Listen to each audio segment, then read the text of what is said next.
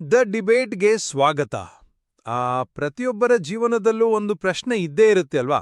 ಹೊಟ್ಟೆಪಾಡಿಗಾಗಿ ದುಡಿಯೋದಾ ಅಥವಾ ಆತ್ಮದ ಶಾಂತಿಗಾಗಿ ಪ್ರಾರ್ಥನೆ ಮಾಡೋದಾ? ಇವೆರಡೂ ಸಂಪೂರ್ಣ ಬೇರೆ ಬೇರೆ ದಾರಿಗಳೇ ಅಥವಾ ಒಂದೇ ಹಾದಿಯ ಎರಡು ಬದಿಗಳೇ? ಇವತ್ತು ನಮ್ಮ ಚರ್ಚೆ ಇದೇ ವಿಷಯದ ಬಗ್ಗೆ. ಬದುಕಿನ ಹೊರಗಿನ ಭದ್ರತೆಗಾಗಿ ಪ್ರಾರ್ಥನೆ ಅನ್ನೋ ಗ್ರಂಥದ ಆಧಾರದ ಮೇಲೆ ನಮ್ಮ ಜೀವನದ ಭದ್ರತೆಗಾಗಿ ಒಂದು ಉದ್ಯೋಗವನ್ನ ಅವಲಂಬಿಸೋದು ಆಧ್ಯಾತ್ಮಿಕ ದಾರಿಗೆ ಪೂರಕನ ಅಥವಾ ಮಾರಕನ ಅನ್ನೋ ಜಿಜ್ಞಾಸೆಯನ್ನ ನಾವು ನೋಡ್ಲಿದ್ದೇವೆ. ನನ್ನ ವಾದ ಏನಂದ್ರೆ, ನಮ್ಮ ಲೌಕಿಕ ಜವಾಬ್ದಾರಿಗಳನ್ನ ಅಂದ್ರೆ ಉದ್ಯೋಗವನ್ನ ಧರ್ಮದ ಚೌಕಟ್ಟಿನೊಳಗ ಅಳವಡಿಸಿಕೊಂಡು ಒಂದು ಸಮನ್ವಯದ ಜೀವನ ಸಾಧ್ಯ ಇದೆ. ಆದ್ರೆ ನನಗಿದು ಸ್ವಲ್ಪ ಬೇರೆ ರೀತಿ ಕಾಣಿಸ್ತೆ.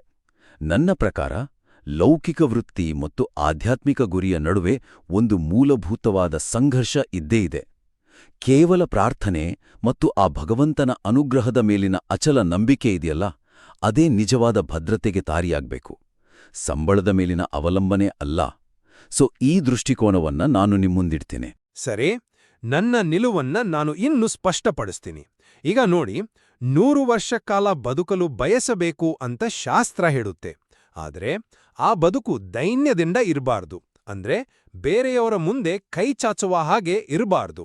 ಇದಕ್ಕೆ ಆರ್ಥಿಕ ಭದ್ರತೆ ಬೇಕೇ ಬೇಕು.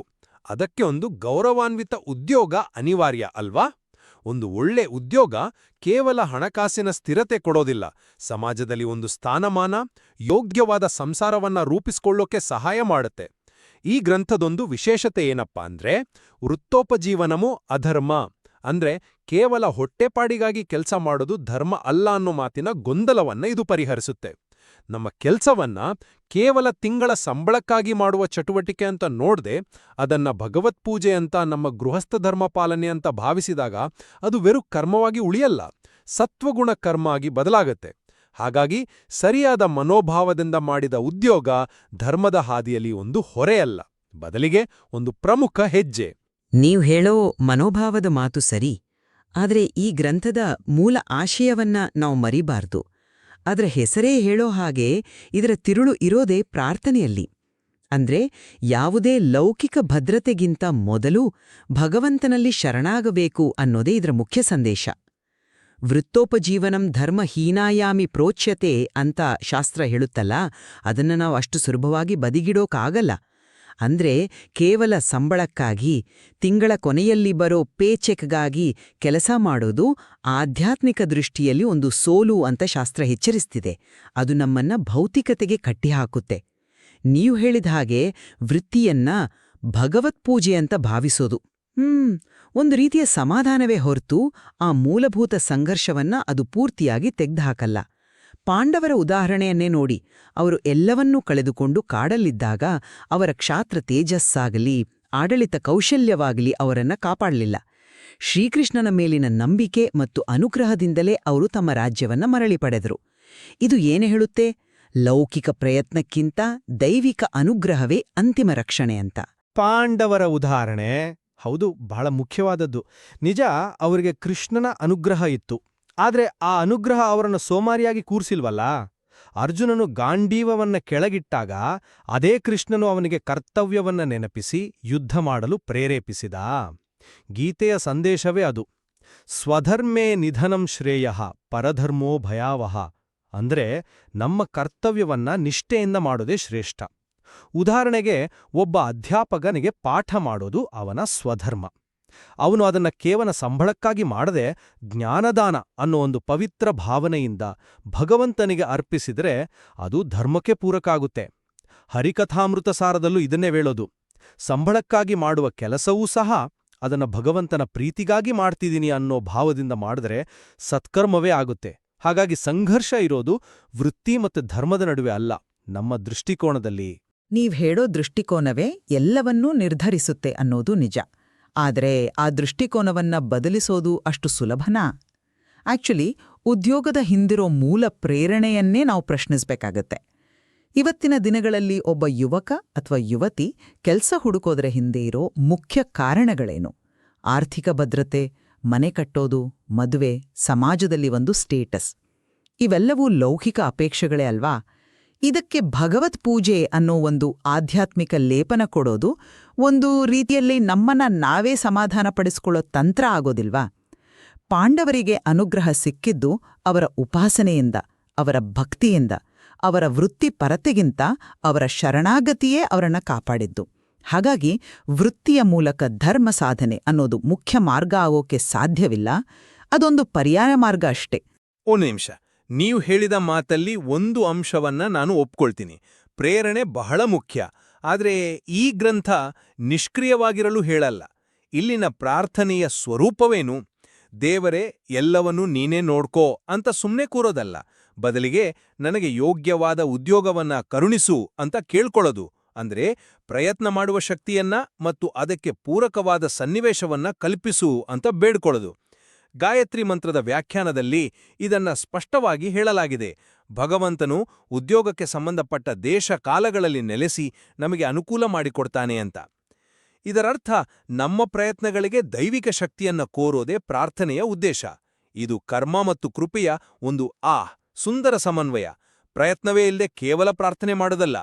ಬೆಂಗಳೂರಿನ ಒಬ್ಬ ಟೆಕ್ಕಿ ಅಥವಾ ತನ್ನ ಕುಟುಂಬಕ್ಕಾಗಿ ದುಡಿಯೋ ವ್ಯಾಪಾರಿಯ ಮನಸ್ಸಲ್ಲಿರೋ ನನ್ನ 9 to 5 ಕೆಲಸ ನನ್ನನ್ನು ಆಧ್ಯಾತ್ಮದಿಂದ ದೂರ ಮಾಡ್ತಿದ್ಯಾ ಅನ್ನೋ ಪ್ರಶ್ನೆಗೆ ಇಲ್ಲ, ನಿನ್ನ ಮನೋಭಾವ ಸರಿಯಿದ್ರೆ ನಿನ್ನ ಕೆಲಸವೇ ಒಂದು ಪೂಜೆ ಅನ್ನೋ ಪ್ರಾಯೋಗಿಕ ಉತ್ತರವನ್ನ ಈ ಗ್ರಂಥ ನೀಡುತ್ತೆ.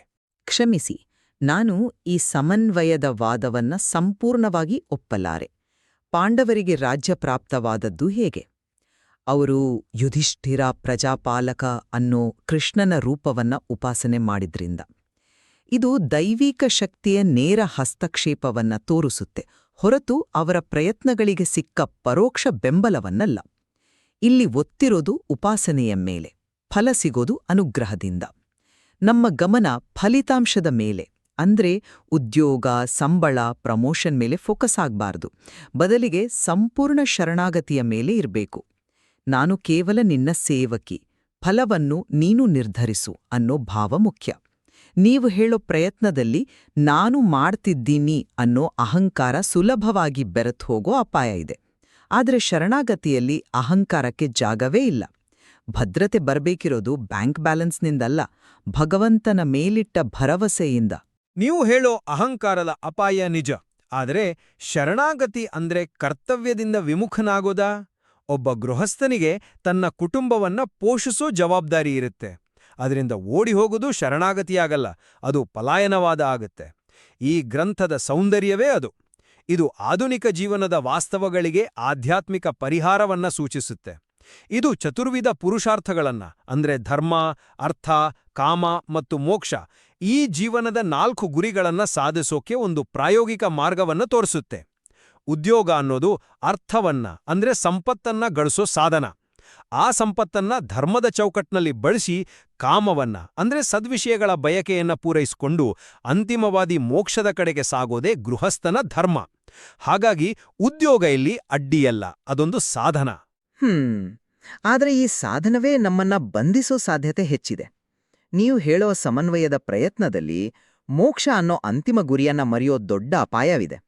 ಲೌಕಿಕ ಭದ್ರತೆ, ಸುಖ, ಸೌಕರ್ಯಗಳ ಮೇಲೆ ನಮ್ಮ ಗಮನ ಹೆಚ್ಚಾದ ಹಾಗೆ ಆಧ್ಯಾತ್ಮಿಕ ಪಯಣದ ಮೂಲ ಉದ್ದೇಶವಾದ ವೈರಾಗ್ಯ ಮತ್ತು ಭಗವಂತನ ಸಾಕ್ಷಾತ್ಕಾರದಿಂದ ನಾವು ದೂರ ಸರಿತೇವೆ.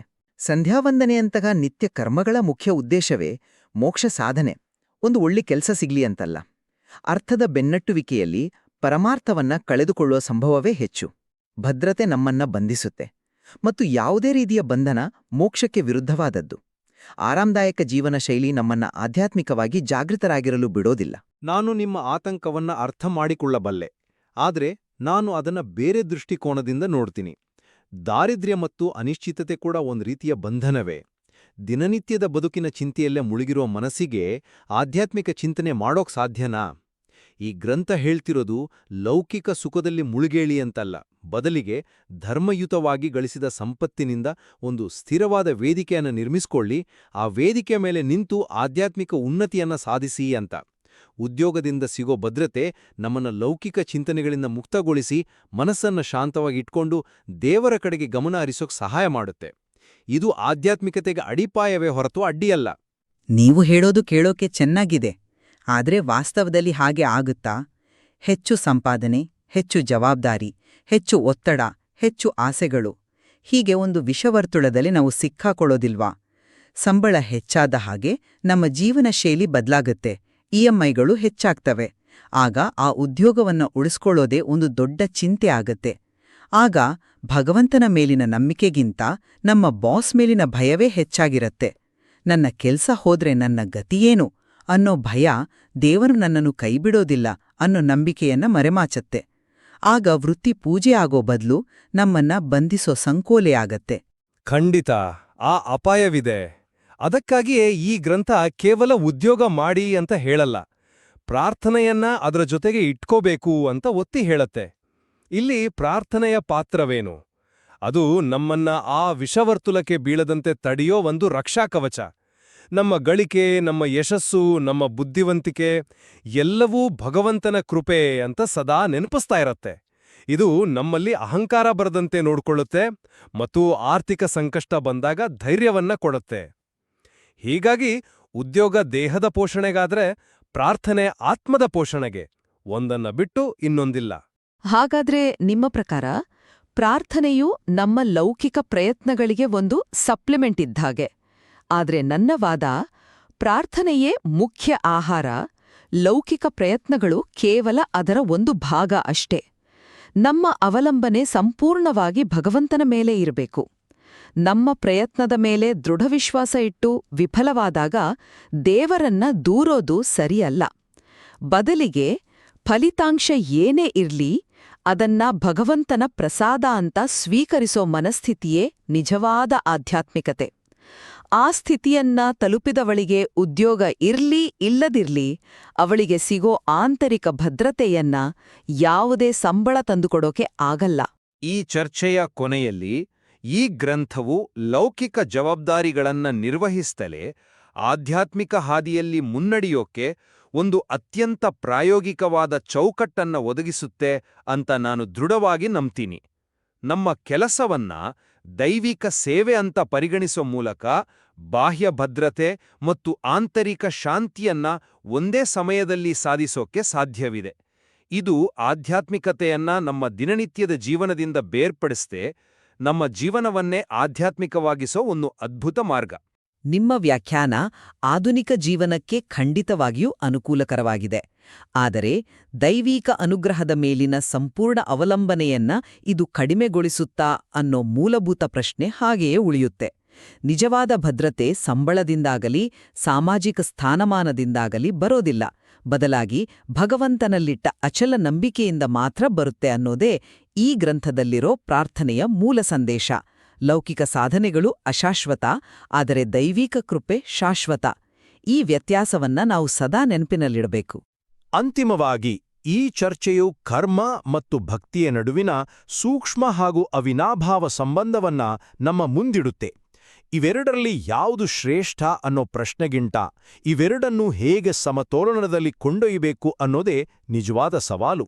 ಹೌದು, ಮತ್ತು ಲೌಕಿಕ ಜೀವನದ ಸವಾಲುಗಳನ್ನ ಎದುರಿಸುವಾಗ ನಮ್ಮ ಆಧ್ಯಾತ್ಮಿಕ ಮೌಲ್ಯಗಳನ್ನ ಹೇಗೆ ಉಳಿಸಿಕೊಳ್ಬೇಕು, ನಮ್ಮ ಆದ್ಯತೆಗಳನ್ನ ಹೇಗೆ ಸರಿಯಾಗಿ ನಿರ್ಧರಿಸಬೇಕು ಅನ್ನೋದರ ಬಗ್ಗೆ ಆಳವಾದ ಚಿಂತನೆಗೆ ಈ ಗ್ರಂಥ ನಮ್ಮನ್ನ ಪ್ರೇರೇಪಿಸುತ್ತೆ.